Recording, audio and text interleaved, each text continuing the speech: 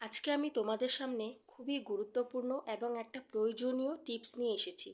আশা রাখছি সবারই কাজে আসবে। তো চলো ভিডিওটা স্টার্ট করছি। আমার নতুন একটি ভিডিওতে তোমাদেরকে অনেক অনেক স্বাগত।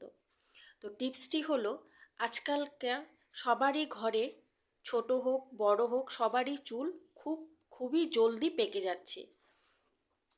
তো এটা কিন্তু কোনো ব্যামার না, এটা কিন্তু অনেকের লিভার প্রবলেমও হতে পারে বা ভিতরের কিছু কারণেও হতে পারে। তো অনেকে ছোট বয়সেই যে চুল পেকে যায় অনেকে ভয় পেয়ে যায়, তো এটা ভয়ের কোনো বিষয় নেই। তো চলো আজকে তোমাদেরই কাজে আসার একটা টিপস নিয়ে এসেছি।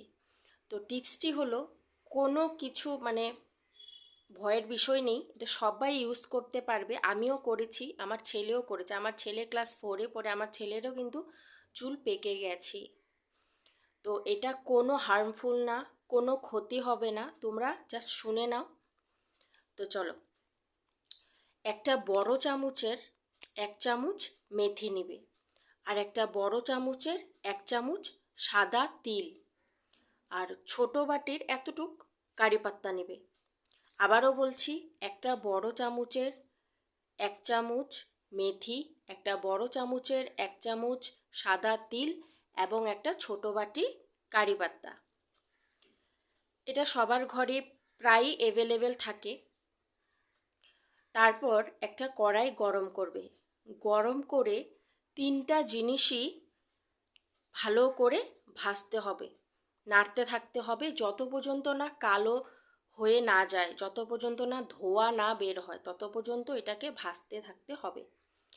তারপর গ্যাস অফ করে এটাকে অল্প ঠান্ডা করে শিলপাটাতে বেটে নিলে বেশি ভালো হয়, কারণ শিলপাটাতে অনেক মিক্স হয়ে যায়, কারণ মিক্সার গ্রাইন্ডারে কিন্তু ভালো করে মিক্স হতে চায় না। তো যার ঘরে শিলপাটা নেই তো মিক্সার গ্রাইন্ডেই করতে পারো। তারপর পুরো গুঁড়ো করে ওইটাকে নারিকেল তেলের সঙ্গে মিক্স করতে হবে। মিক্স করে এটা কিন্তু 1-2 দিন লাগালে হবে না, এটা কমেও 1 মাস 30 দিন কন্টিনিউয়াস লাগাতে হবে। শুধু লাগালেই হবে না, ভালো করে স্ক্যাল্পে মাসাজও করতে হবে। তো তোমরা এটা করে দেখো, অবশ্যই প্রমাণ পাবে। আর এটা কোনো ক্ষতিও করবে না, কারণ মেথি, তিল, কারি পাতা এটা কোনো খারাপ জিনিসই নয়। কারি পাতা তো পেটের জন্য ভালো। তো তোমরা ট্রাই করো, আশা রাখছি সবারই কাজে আসবে। তো যদি ভিডিওটা ভালো লেগে থাকে তো অবশ্যই লাইক করো, কমেন্ট করো, আর প্রচুর প্রচুর শেয়ার করো, যাতে সবারই কাজে আসে। কারণ আজকাল সবার ঘরে এরকম হয়ে যাচ্ছে, ছোট হোক বড় হোক সবারই চুল খুবই জলদি পেকে যাচ্ছে। তো চলো আজকের ভিডিওটা এখানেই শেষ করছি। আবার দেখা হবে নতুন একটি ভিডিওতে। সবাই ভালো থেকো, সুস্থ থেকো।